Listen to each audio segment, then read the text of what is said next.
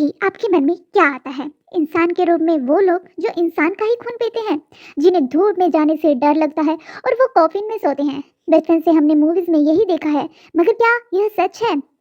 Florida में रहने वाला कुछ टीनेजर्स एक दिन पुलिस स्टेशन पहुंचे अपनी एक दोस्त की मिसिंग रिपोर्ट लिखवाने। उनका दावा था कि उन्होंने दोस्त सारा कल उनके साथ घूमने जाने वाली थी, मगर वो डिसाइड टाइम पर अपने दोस्तों से मिल ही नहीं, और पिछले दिन से उसका फ़ोन भी बंद आ रहा है। किसी को नहीं पता कि वह अचानक कहाँ गायब है। पुलिस अभी रिपोर्ट दर्ज ही कर रही थी कि पुलिस स्टेशन में एक अजीब सा कॉल आया। फ़ोन पर किसी की रोने और चीखने की आवाज़ें आ रही थी। बार बार पूछने पर पुलिस का कोई जवाब नहीं मिला, तो उन्होंने नंबर ट्रेस किया और वो मामले का पता लगाने निकल पड़े। फ़ोन ट्रेस करते करते वो फ्लोरिडा में किसी कई किलोमीटर दूर आ गए थे, मगर फ़ोन की एग्जैक्ट लोकेशन अभी पता नहीं लग पा रही थी।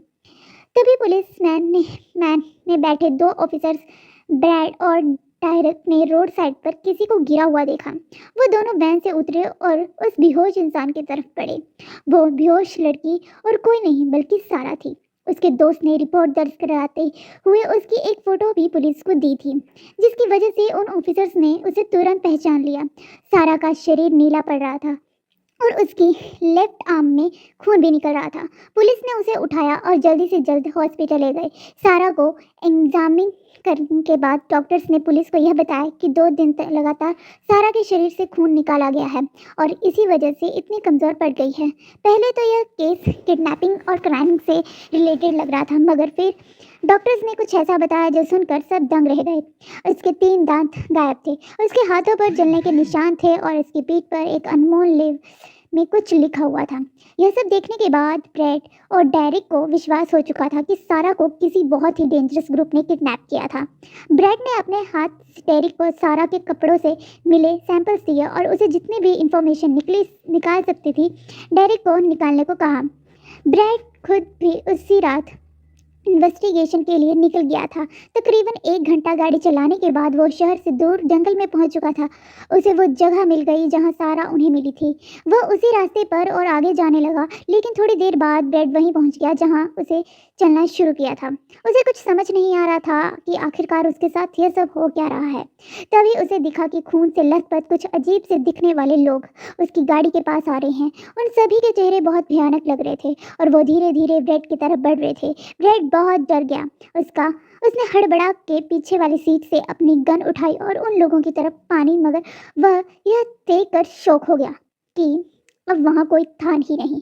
लेकिन वो वहाँ से निकल पाता उससे पहले ही उसे बहुत तेज नींद आने लगी, मानो किसी ने उसे पर कोई जादू कर दिया। कुछ देर बाद जब ब्रेड की नींद खुली तो वह एक टेबल से बंधा हुआ था। उसके हाथ में एक पाइप लगा था जिससे उसे शरीर का खून एक बोतल में ट्रांसफ़र हो रहा था, और उसके सामने एक लड़का और लड़की बैठे थे।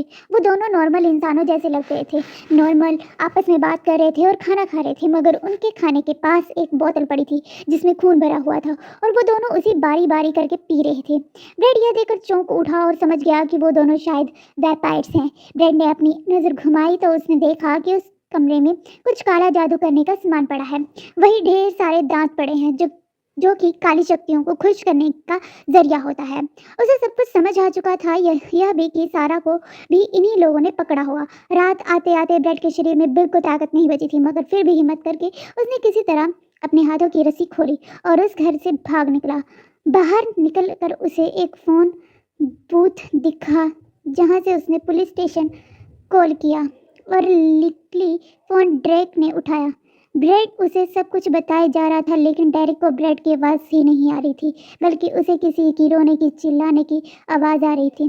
डेरिक ने उसे फ़ोन कॉल को ट्रेस किया और वह उसी रास्ते पर निकल गया। कुछ ही दूरी जाकर उसे ब्रेड दिखा। वो उसी जगह गिरा पड़ा था जिस जगह उन्हें सारा पड़ी मिली थी। एरिक ब्रेड को तुरंत हॉस्पिटल लेकर गया, लेकिन कुछ ही पलों में ब्रेड ने दम तोड़ दिया। उधर सारा भी ज़्यादा दिन बच नहीं पाई और खून की कमी की वजह से उसकी भी मौत हो गई।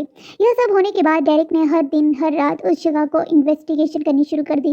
कुछ समय बाद उसे जंगल के बीचों बीच एक कच्चा सा घर मिला जिसके बाहर एक टूटा हुआ फ़ोन बूथ भी था।